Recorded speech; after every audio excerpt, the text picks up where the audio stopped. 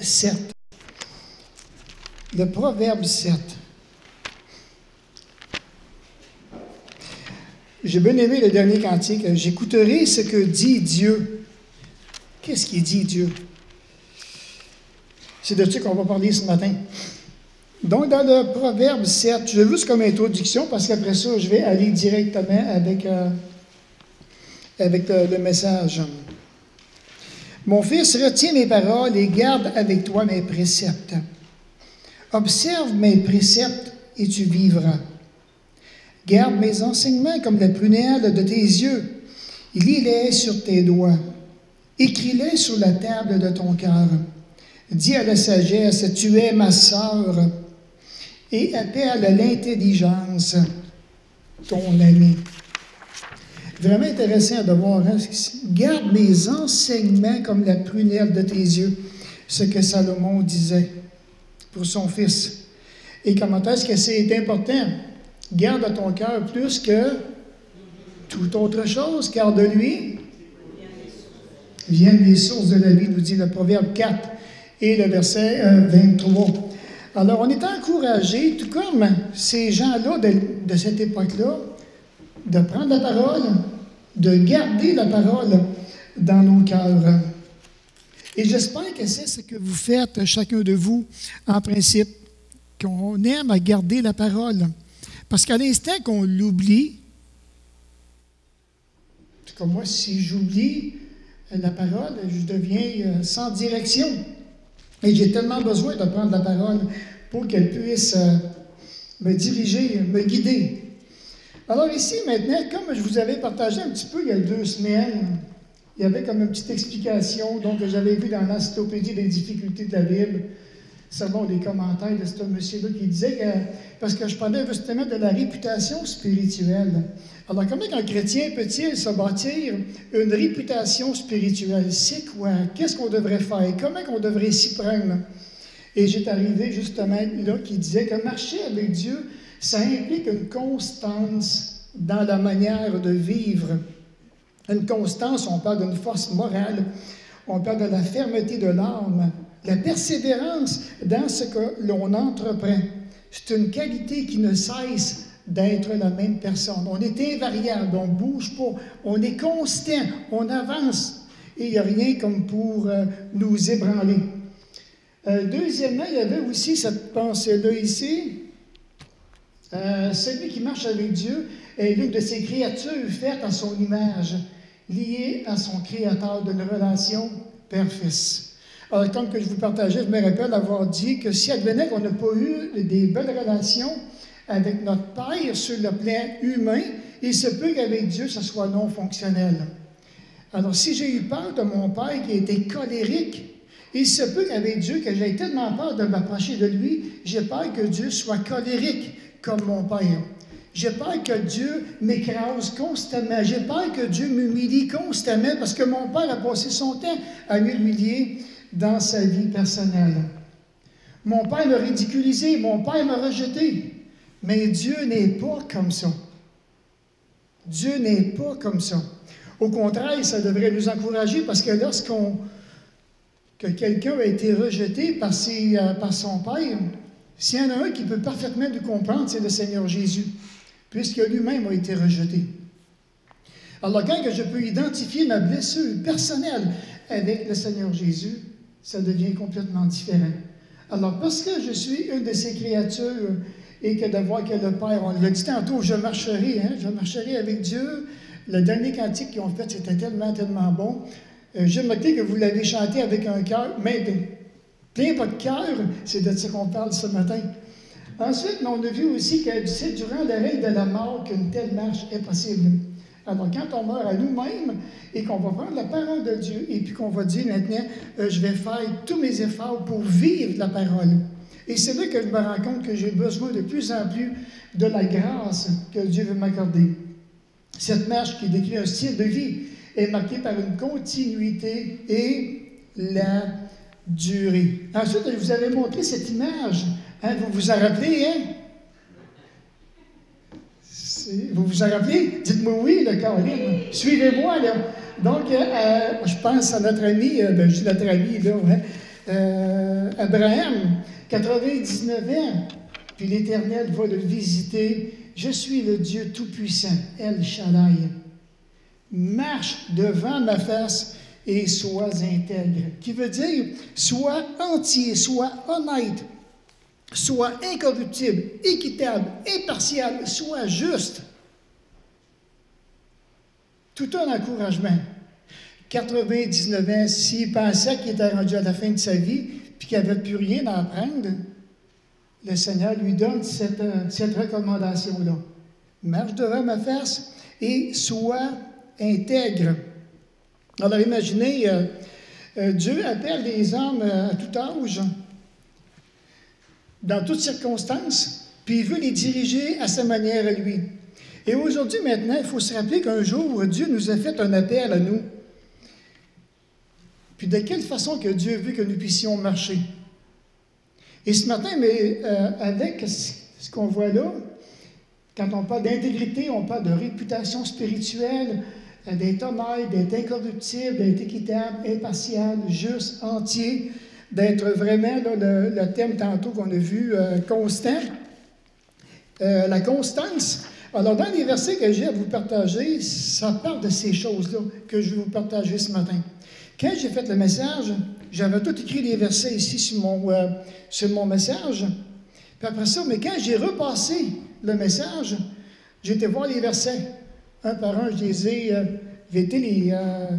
voir qu'est-ce qu'il disait. Puis là, je me suis dit, je ne peux pas prendre juste la liste des versets, puis la mettre là, puis continuer. Et c'est tellement bon. Alors, ce que j'ai fait, c'est que j'ai pris les différentes versions de la Bible que j'ai chez nous. Et puis, au début, mais on va voir beaucoup de versets qui vont nous orienter dans cette direction-là. On dit, je marcherai avec Dieu, je veux marcher avec Dieu, mais c'est quoi? Et on a besoin de vraiment connaître notre identité personnelle. Alors, on est des enfants de Dieu sauvés par la grâce. Je commence avec ce premier verset-là que j'ai marqué dans Romains. BS, ce n'est pas le bien-être social, c'est la Bible du sommaire, en passant.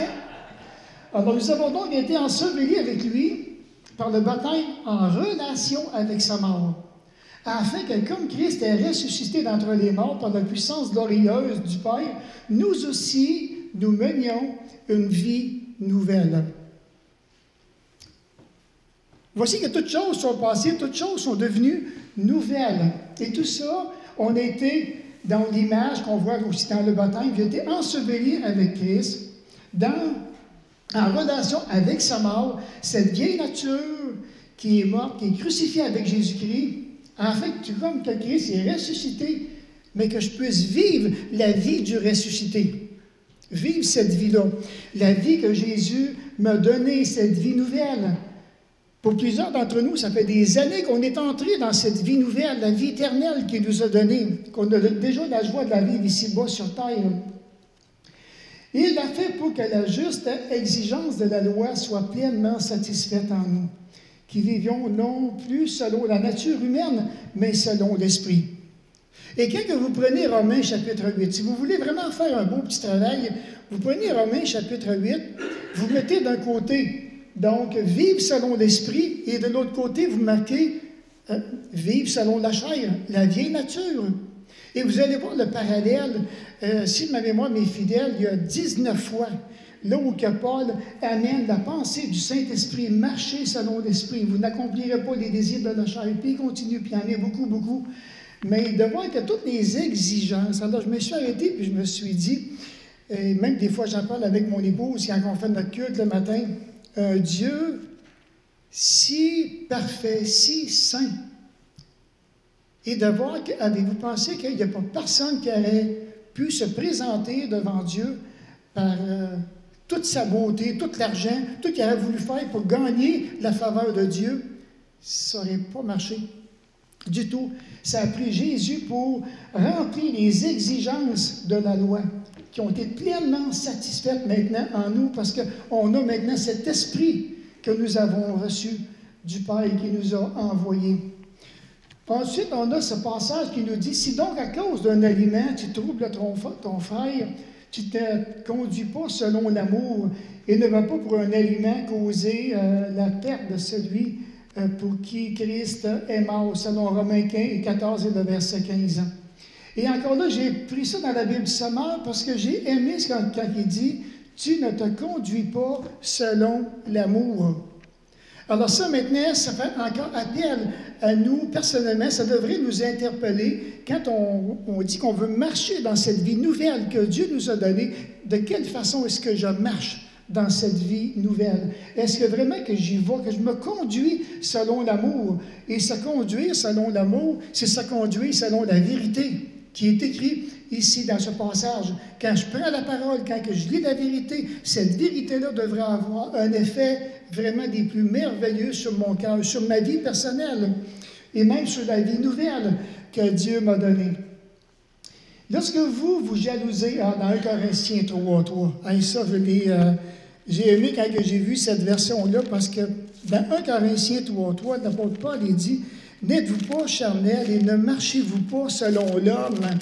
Alors, un petit passage, il dit « Gardez, puisqu'il y a parmi vous des jalousies, des disputes, n'êtes-vous pas charnels et ne marchez-vous pas selon l'homme ?»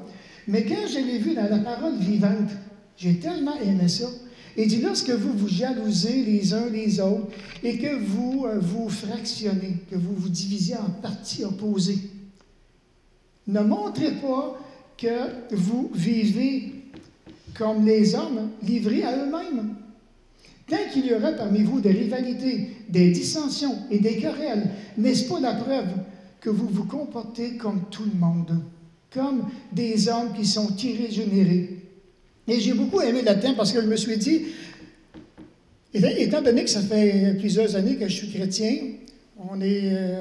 quand on réalise tout ce qui se passe dans une église, combien de gens dans une église qui ont été brisés, justement à cause de des personnes qui ont eu des petites cliques, il y a eu de la jalousie, il y a des personnes qui se sont levées et qui ont divisé l'Église carrément, et que des gens qui ne remettront plus jamais les pieds dans une Église à cause qu'ils ont été blessés par le comportement de certains chrétiens.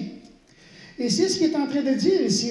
Et j'aime ce qu'il dit à propos, quand il dit « Tant qu'il y aura parmi vous des rivalités, des dissensions, des querelles, ça commence au milieu. » Il dit « N'est-ce pas la preuve que vous vous comportez d'une façon qui ne glorifie vraiment pas Dieu? » N'est-ce pas là la preuve?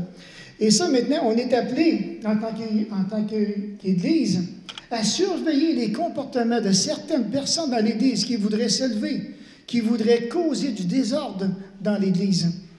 Alors, on a la responsabilité de les reprendre, à ce moment-là, d'aller voir ces gens-là, de prendre la parole de Dieu et de les confronter à la parole même, et de les amener à réaliser que le comportement que tu es en train de démontrer démontre vraiment tu te conduis comme un homme irrégénéré. On n'est pas en train de dire qu'il n'est pas sauvé ici. Peut-être vraiment que la personne est sauvée, qu'elle a accepté le Seigneur Jésus-Christ, mais elle se comporte d'une façon vraiment charnelle. C'est ce que le passage veut dire. Et quand on parle des jalousies, il peut en avoir tellement des jalousies, que ce soit au niveau de la musique, l'adoration, ou bien on n'aime pas la voix d'une telle ou d'un tel, et on voudrait vraiment... J'en ai vu, là, personnellement, là, je ne rentre pas dans tout ça. Vous savez ce que je veux dire, hein? Oui. Merci beaucoup. On continue. Il dit, alors que chacun continue à vivre à la condition que le Seigneur lui a assignée comme sa part, celle qui se trouvait au moment où Dieu l'a appelé. Alors, c'est vraiment encourageant de voir que, puis il faut garder à l'esprit que si on est ici ce matin, Dieu un jour nous a lancé un appel. Cet appel-là, nous l'avons compris, on lui a répondu. C'est pas pour rien qu'on est assis ici ce matin, c'est parce que Dieu a désiré nous sauver dans son plan. Et maintenant, il désire qu'à ce que nous puissions continuer à avancer dans l'appel qu'il nous a donné. Mais peut-être qu'à un moment donné, il y en a qui vont... Dieu peut vous appeler comme moniteur, monitrice à l'école du dimanche. Essayez-le. Dieu peut appeler certains hommes ou certaines femmes dans le diaconat. Diaconesse. Il peut nous appeler aussi comme pasteur. Je n'aurais jamais pensé qu'un jour que Dieu m'aurait donné cet appel-là au niveau du pastorat. Puis il dit, continue dans cette condition-là. Il t'a appelé comme ça, puis il dit, va-t'en jusqu'au bout. Sois fidèle, sois intègre. Remplis bien ton ministère. Va jusqu'au bout. Lâche pas. Donc, nous rejetons les intrigues et les procédés indignes. Nous ne recourons pas à la ruse et nous ne falsifions pas la parole de Dieu. Au contraire, en faisant connaître la vérité, nous nous en remettons devant Dieu au jugement de tout homme. Et ça, maintenant, c'est l'apôtre Paul qui parle à propos de son ministère et de voir qu'on n'a pas à prendre la parole de Dieu pour la manipuler auprès des autres à notre profit à nous. On n'a pas le droit de faire ça. Alors, on prend la parole, on enseigne la vérité, on dit la vérité, on va se conduire dans la vérité et de voir que l'attitude, le résultat, ça va connaître, en faisant connaître la vérité, on s'en remet devant Dieu, au jugement de tout homme. Qu'importe, j'ai appliqué ta parole dans ma vie. J'ai été m'accoter comme il faut sur le roc. Je me suis assis sur le roc de la parole qui est le Seigneur Jésus-Christ. Et là, maintenant, il va y avoir vraiment des fruits qui vont sortir de tout ça. Alors, quand nous marchons par la foi et non par la vue, comment vous trouvez ça, marcher par la foi? Ou le contraire, comment vous trouvez ça, marcher par la vue? Facile. C'est facile, puis ici, c'est facile, mais ce n'est pas un défi. Ça fait penser le matin, il y a une fille là, qui est dans les escaliers, elle prend son petit café, puis elle dit que ça serait bon, une bonne cigarette avec le café.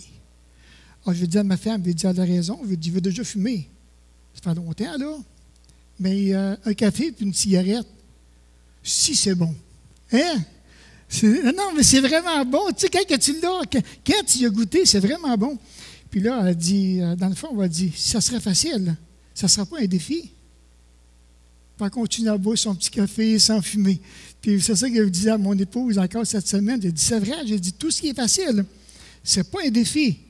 Mais prendre la parole, puis marcher avec mon Dieu par la foi. Et la foi va toucher vraiment ma conscience. Ça va toucher ma conduite. Ça va toucher mon intégrité. Ça va toucher ma stabilité. Il se peut que ça me dérange dans ma foi. Ça se peut qu'à un moment donné, que ça vienne m'ébranler. Mais qu'est-ce que je vais faire? Est-ce que je vais tenir ferme, accroché à la foi? Ah, il dit, je vous en prie, ne m'obligez pas lorsque je serai chez vous à donner des preuves de mon autorité et à montrer que je sais aussi à être hardi, qui veut dire de près, car je compte bien user d'autorité si besoin est vis-à-vis de certains qui me reprochent ma conduite terre à terre un peu chrétienne avec l'Église de Corinthe. Il dit, sans doute, nous sommes sur la terre, nos vies ressemblent à celles de tous les hommes, mais nous ne luttons pas à la manière du monde et notre combat est différent du leur. Dans la parole vivante. Je trouve ça, encore, ça m'a touché. On dirait, c'est pour ça que je veux de la difficulté à les lire, parce que je suis habitué de lire dans la Bible, ce qu'au fil. Puis là, j'arrive là, puis c'est vrai, dans le fond, lorsqu'on regarde ce que la parole de Dieu nous dit, ce qu'elle nous enseigne, nos vies ressemblent à tous les hommes qui sont sur la terre. C'est vrai que nos vies ressemblent à tout le monde, mais maintenant, la différence, c'est qu'il y a un combat. Il y a un combat qui se passe parmi tout ce monde-là qui nous entoure, et notre lutte est vraiment différente des leurs. Même, j'écoutais encore le matin aux nouvelles qui disaient qu'ils ont trouvé maintenant une pilule. Une pilule pour ceux qui veulent maigrir en passant. Non, mais c'est spécial parce qu'il disait, écoutez bien ça, le gars disait, ce qui arrive, c'est qu'aujourd'hui, on est dans un monde là où quand il y a un effort qui est demandé, présentement, le gars disait que la génération qu'on a est très, très paresseuse. Puis ils veulent faire le moins d'efforts possible. Fait que le gars, il dit là, ils ont inventé une pilule pour maigrir, puis ils ont juste à la prendre avec un verre d'eau. Il n'y a pas d'effort, il n'y a rien à faire, puis c'est assuré qu'ils vont maigrir. Il n'y a plus d'effort à faire, il n'y a plus rien à faire. C'est triste, quand on arrive à des places qui n'ont vraiment plus rien à faire, on s'en va où? Alors, quand je regarde ça, mais nous, notre combat est spirituel. Et on voit dans Éphésiens, chapitre 6, lorsque quand l'ennemi vient et qu'il voudrait vraiment nous assailler sur tous les côtés. On est encouragé à prendre toutes les armes que Dieu nous donne dans Éphésiens chapitre 6. Et ça serait bien intéressant à juste les lire en passant. Et je vais vous les lire dans Éphésiens chapitre 6. Quand il dit au reste, fortifiez-vous dans le Seigneur et par sa force toute puissante, revêtez-vous de toutes les armes afin de pouvoir tenir ferme contre les ruses du diable. Car nous n'avons pas à lutter contre la chair et le sang, ou bien contre la nature humaine, mais contre les dominations, contre les autorités, contre les princes de ce monde, contre les princes de ce monde de ténèbres, contre les esprits méchants dans les lieux célestes. C'est pourquoi prenez toutes les armes de Dieu afin de pouvoir résister dans le mauvais jour et tenir ferme après avoir tout surmonté. Je vais vous laisser lire le restant. Mais tenez ferme, résistez, et c'est une lutte. Ça, c'est difficile de résister. Mettez deux gars ou deux filles qui vont tirer au poignet, et ça va être le premier ou l'autre qui vont essayer d'amener, qui vont aller à côté de l'autre. Mais quand on tire au poignet, qu'est-ce qu'on fait? On résiste. Et là, il y a de l'orgueil qui embarque. Mais c'est pas grave, je vais résister, moi, de la voix. Mais il se peut aussi qu'il se fasse humilier. Mais on est encouragé encore à résister dans le combat parce que notre lutte est bien différente des autres. On n'est pas obligé de suivre le courant de ce monde. C'est facile de se laisser aller dans le courant, mais aller contre le courant puis monter contre le courant, ça, c'est difficile. La lutte, c'est là qu'elle est, sur le plan spirituel. Je ne suis pas obligé, si les gens mentent, je ne suis pas obligé de mentir. S'ils veulent vivre une vie de débauche, je ne suis pas obligé de vivre comme un débauché. Du tout. J'ai besoin maintenant de me ressaisir parce que je dois démontrer une marche dans l'intégrité, tout comme Abraham a marché dans l'intégrité. Je veux marcher de façon entière avec Dieu, d'une façon qui est honnête. Je veux vraiment démontrer une certaine incorruptibilité, que ce soit dans ma façon de me conduire, que ce soit dans mes pensées, dans mon caractère. Je veux démontrer une incorruptibilité personnelle. Je veux tellement demeurer un homme qui est équitable, un homme qui est juste, un gars qui veut avancer avec la vérité. Et ça, mais ça fait partie du combat. Et c'est pour ça que c'est différent. C'est pour ça que c'est difficile. C'est difficile. Alors, je me dois d'avoir des bons outils pour lutter, pour être capable d'avancer dans ma marche sur le plan spirituel. Ensuite, marcher sous la direction du Saint-Esprit. Ça, j'aime ça parce que dans Galates 6 et 5 et le verset 16, il dit « Marchez selon l'Esprit et vous n'accomplirez pas les désirs de la chair. » Bien, dans la parole vivante, il est dit « Marchez sous la direction de l'Esprit et vous ne risquerez pas de satisfaire les convoitises de votre être naturel. Vos désirs égoïstes et coupables ne parviendront pas à leur fin. Laissez donc l'Esprit vous conduire. Obéissez à ses instructions et ne cédez pas aux aspirations qui animent l'homme livré à lui-même. » Je me suis dit, c'était tellement bien dit dans la parole vivante, et j'ai besoin de m'arrêter, j'ai besoin de regarder, j'ai besoin même de me poser la question personnelle. Est-ce que je suis un homme qui marche sous la direction de l'Esprit?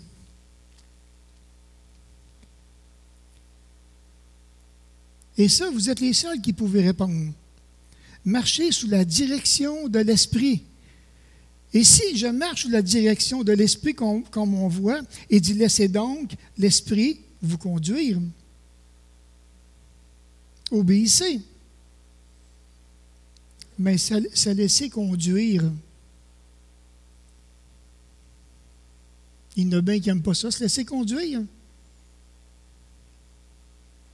Peut-être rendu dans les 80 ans, je pense à mon père qui n'aimait pas ça. En dernier, il se laissait conduire parce qu'il ne pouvait plus conduire son auto. Mais laissez-vous conduire. Laissez-vous diriger. Ayez un cœur maniable. Soyez tendre de cœur. Laissez vraiment le Saint-Esprit vous conduire, vous diriger, afin de marcher dans une marche qui est agréable à Dieu. Un autre passage qui dit « Puisque l'Esprit est la source de notre vie, laissons-nous aussi conduire par lui. Suivons ses indications et agissons comme il le désire, c'est-à-dire que notre vie, elle aussi, soit spirituelle. Une vie spirituelle. Mais je me rends compte, comme ce que je réalise de plus en plus, quand il dit suivez ses indications et agissons. C'est quoi la foi? La foi, est-ce qu'elle doit me rendre passif ou actif?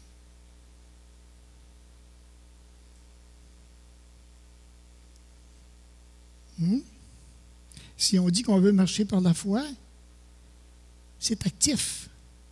Il y a de l'action dans la foi. La parole nous encourage constamment.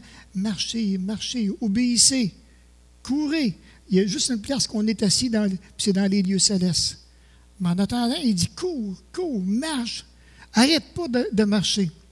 Et ça, maintenant, ça nous amène à voir, est-ce que ma foi est passive ou active? Comme il dit dans la parole vivante, l'Esprit est la source de ma vie. Mais maintenant, si cette source-là, que je l'ai bloquée par mille et une choses, elle n'a plus d'impact dans ma vie personnelle, cette source de vie-là. Maintenant, si ce n'est plus la vie, je suis en train de marcher probablement comme un homme irrégénéré.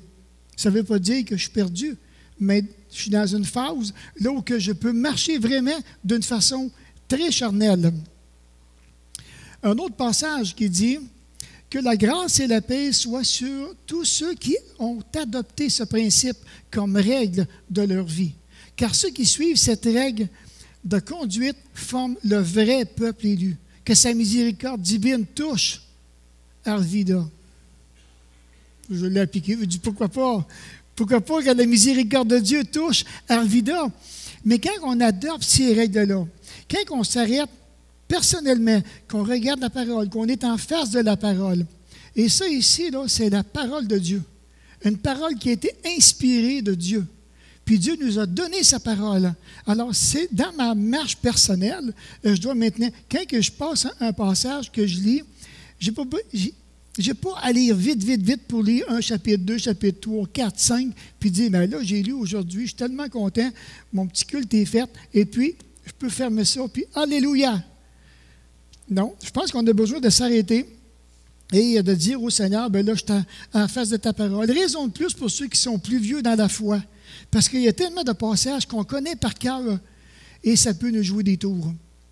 Alors, on s'arrête. Seigneur, ça fait... Ce que je vais lire, là, je le sais par cœur.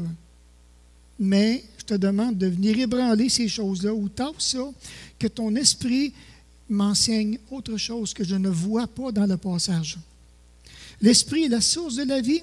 Maintenant, Seigneur, fais couler cette source dans mon cœur, dans mon âme. Je veux recevoir cette source qui vient de toi.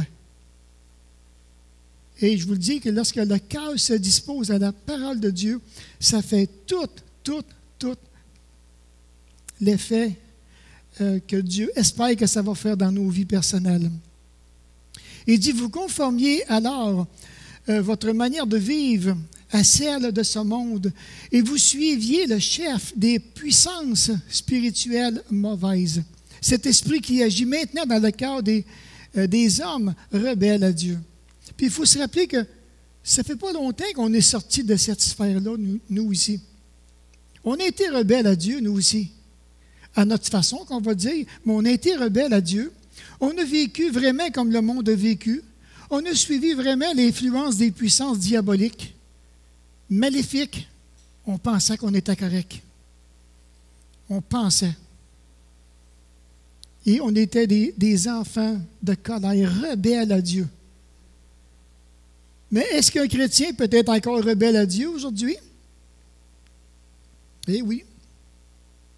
Un chrétien peut être encore rebelle avec le Seigneur.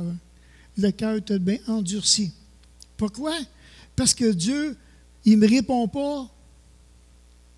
J'ai beau demander un paquet de choses à Dieu, il ne m'écoute pas. Je suis en rogne après lui. Il y a bien d'autres pensées qui nous passent à l'esprit là, et qui ça passe entre moi et Dieu, qu'on ne dira pas ce matin publiquement, là, avec des cercles, des blasphèmes par voix. On va encore le blesser pendant le temps qu'on devrait regarder.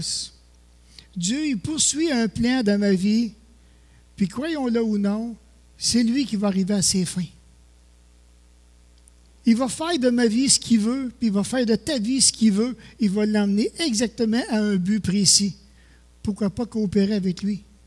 On a chanté des cantiques un matin qui disaient qu'il allait carrément dans ce sens-là. Que c'est encore, je pense que c'est avec le dernier cantique que vous avez fait ce matin.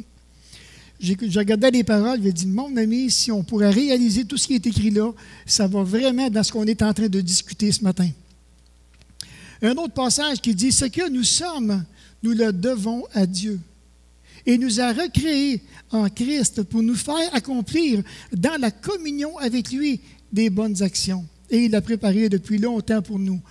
Voilà la vie conforme à la volonté de Dieu, celle pour laquelle il a tout arrangé d'avance. Il a préparé notre chemin afin que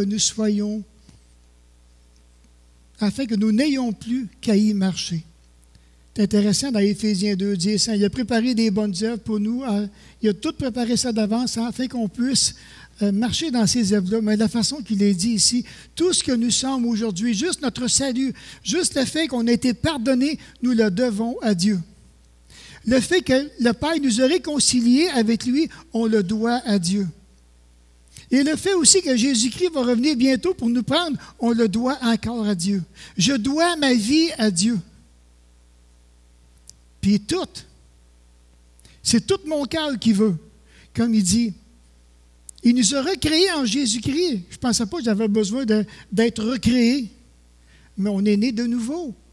Alors peut-être qu'il y a des gens ce matin qui sont ici et que vous pensez être nés de nouveau. Ça se peut peut-être que vous ne le soyez pas du tout. Ayez vraiment cette conviction-là personnelle que vous êtes des hommes, des femmes vraiment nés de nouveau, que vous avez reçu l'Esprit de Dieu. Et lorsque on vient à Jésus-Christ, il désire que nous puissions être en communion avec lui. Frères et sœurs, est-ce que vraiment c'est du sérieux ce matin de qu'est-ce qu'on est en train de parler? Est-ce que vous vivez vraiment cette communion-là avec lui?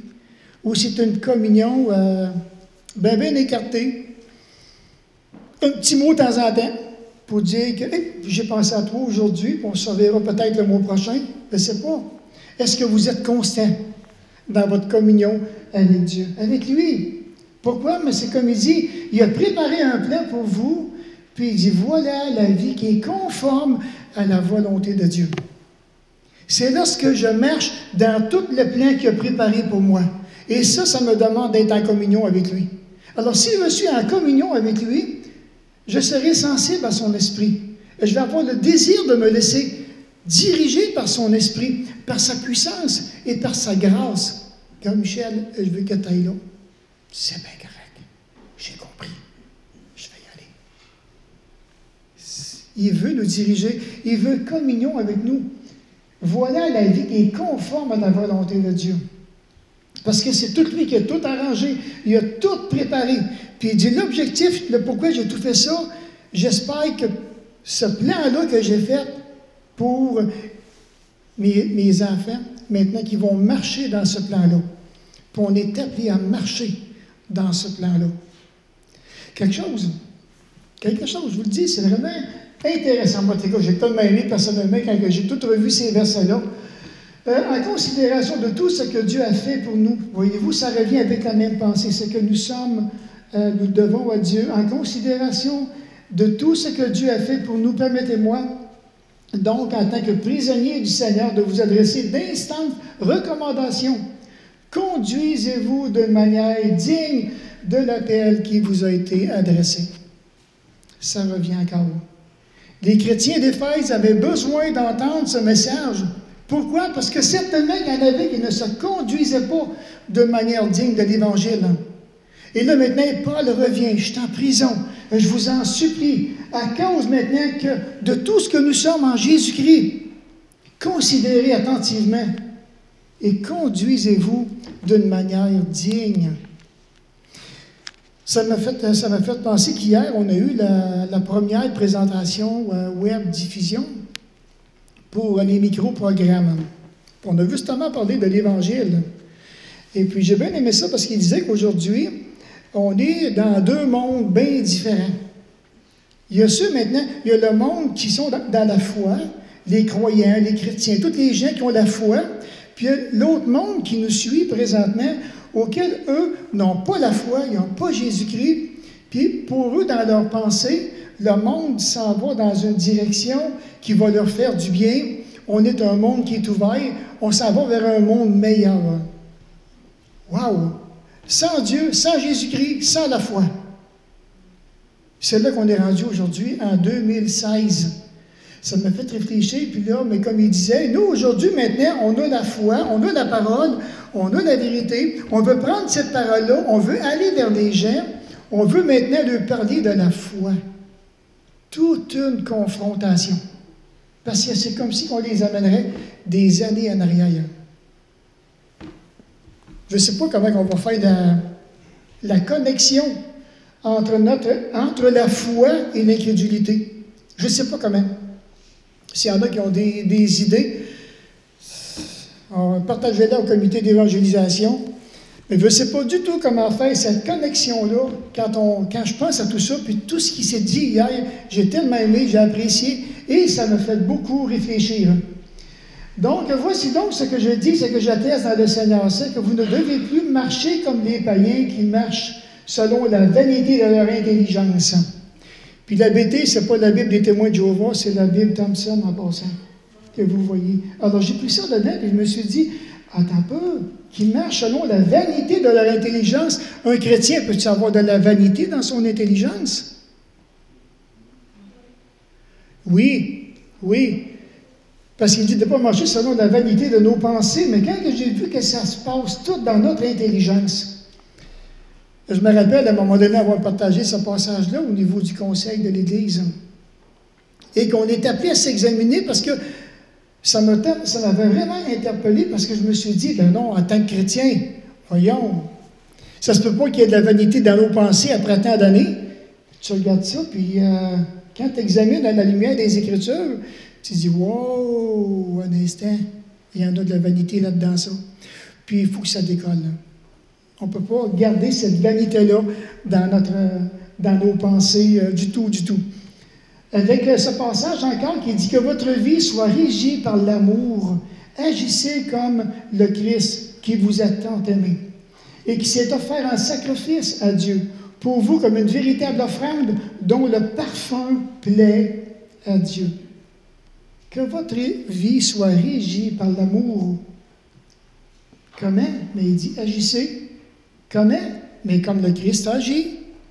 Tout est là. Il ne manque rien, rien, rien. Autrefois, en effet, vous étiez ténèbres, mais maintenant vous êtes lumière dans le Seigneur. Marchez comme des enfants de lumière. Il y a quelqu'un qui nous a apporté ça un petit peu avant les fêtes. Vous vous rappelez? Moi, je me rappelle de tout ça, c'était tellement édifiant. Veillez donc avec soin sur votre conduite. Et regardez, il dit non comme des fous, mais comme des anges. Dans la Bible Thompson, c'est dit comme ça. Et tellement aimé ça. Pourquoi? Parce que les anges n'ont jamais critiqué le plan de Dieu. C'est intéressant parce que quand Dieu va donner un service, qu'il va demander un service à un ange, immédiatement il le fait. Je ne parle pas des démons, là, je parle vraiment des anges, ceux qui sont avec Dieu.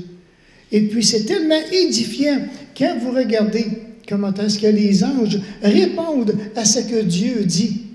C'est extraordinaire. Et puis c'est pour ça qu'il dit, veillez donc avec soin sur votre conduite. C'est fort le thème qu'il utilise. Non comme des fous, mais il dit comme des anges. Wow! OK. Le Seigneur veut dire, ça me fait réfléchir. Puis je ne voudrais donc pas passer pour un fou dans ma conduite personnelle. C'est pour ça que je l'ai utilisé dans la Bible Thompson. S'il y en a qui ont des Bibles Thompson, vous pouvez vérifier, vous allez retrouver exactement les mêmes mots qui sont écrits là. Donc, comme dernier verset, qui dit « Suivez tous mon exemple qui est en prison ». C'est Paul qui parle, il dit « Et observez comment se conduisent ceux qui vivent selon le modèle que vous trouvez en nous. Car il y en a beaucoup qui vivent en ennemis de la croix de Christ. Leur conduite le prouve, et je vous en ai souvent parlé. Et je vous les signale une fois de plus, les larmes aux yeux. Beaucoup de gens marchent en ennemis de la croix de Christ. Il pourrait même y avoir dans l'Église des gens qui veulent marcher en ennemis de Christ, de la croix. On doit les reprendre. Pourquoi? Parce qu'ils marchent d'une façon irrégénérée. Et puis, il peut y avoir le contraire, donc des gens qui ne sont pas sauvés du tout, qui ne connaissent pas Jésus-Christ sur une base personnelle, et on se doit maintenant de pouvoir les encourager à venir à la croix. Alors, quand je regarde ces passages, quand on part avec Abraham, c'est ce que je devais vous apporter, le premier message, mais il y avait trop de stock. Puis je me suis dit, il faut vraiment que vous le séparez en deux, et qu'est-ce que ça puisse nous rappeler comment est-ce que Dieu désire que nous puissions vraiment marcher, que nous puissions être entiers dans notre démarche, des gens honnêtes, incorruptibles, équitables, impartials et justes. Et je finirai avec cette pensée-là ici. Connaître la vérité est une chose, la mettre en pratique en est une chose. Certainement que le pourcentage de la connaissance de la parole de Dieu que tu peux avoir peut être très différent de ton pourcentage de ta mise en pratique de cette même parole-là dans ta vie personnelle. Et ça, c'est important. Oh, vous savez, comment que Paul dit ça, donc? Il y a un passage qui me vient à l'esprit.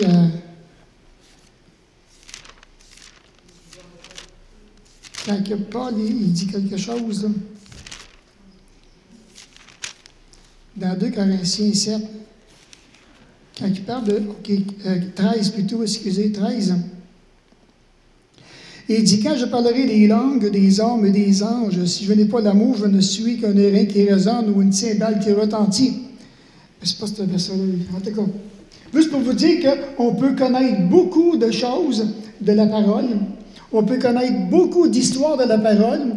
Peut-être qu'on arrive à des versets et qu'on va dire, j'ai vraiment plus rien à apprendre de la parole parce que je la connais tout.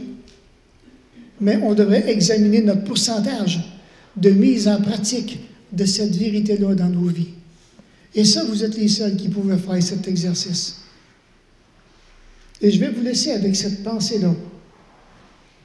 Quel est mon pourcentage d'obéissance à la parole de Dieu? Quel est le pourcentage d'obéissance à la parole? On va se courber dans un mot de prière pour terminer. Alors, encore une fois, Père Céleste, on veut vraiment venir devant toi. Je réalise de plus en plus comment est-ce que j'ai besoin de toi et que mon pourcentage d'obéissance à ta parole puisse encore augmenter. Alors, Seigneur, si tu ne m'accordes pas la grâce nécessaire, je ne pourrai y parvenir. C'est le pourquoi que je te prie, afin que tu puisses nous donner à chacun de nous cette grâce qui vient de toi. Donne-nous vraiment, mon Père, cette discipline personnelle de pouvoir simplement atteindre les buts que tu t'es fixés pour chacun de nous. Que nos cœurs puissent être dirigés vers tes buts à toi, tes objectifs. Et donne-nous vraiment le plaisir, la joie de marcher dans le chemin que tu nous as déjà tous préparé. Alors, Seigneur, merci pour cette belle opportunité que nous avons ce matin de pouvoir te parler. Merci pour ta présence avec nous encore. Tu as tout vu ce qui s'est passé dans nos cœurs en regardant ces versets-là qui venaient de ta parole. Encore une fois, Père, on te prie afin que ta tendresse puisse continuer à se manifester dans nos vies. Nous te bénissons, puis merci encore de tout l'honneur que tu nous fais d'être notre Père. Au nom de Christ, Amen.